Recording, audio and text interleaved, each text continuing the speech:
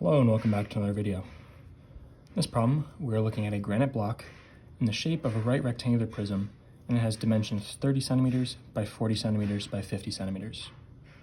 We're also told that the block has a density of 2.8 grams per cubic centimeter, and we're asked to find the mass of the block in grams.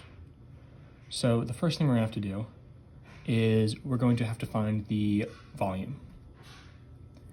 So the volume of a right rectangular prism is the length times the width times the height, right? If we can imagine we have this prism here, right? We have the length times the width times the height is going to be our volume.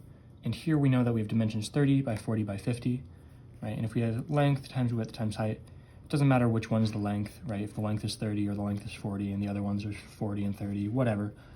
The volume is just going to be the product of these three. So 30 times 40 times 50, okay? And if you do this out, this is going to be 60,000 cubic centimeters.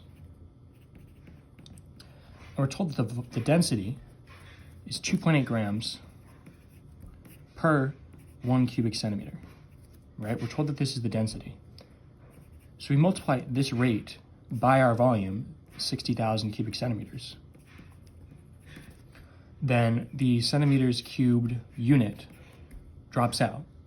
And then we have 2.8 times 60,000, which is 168,000 grams, divided by 1, but we can just ignore that because 168,000 divided by 1 is just itself.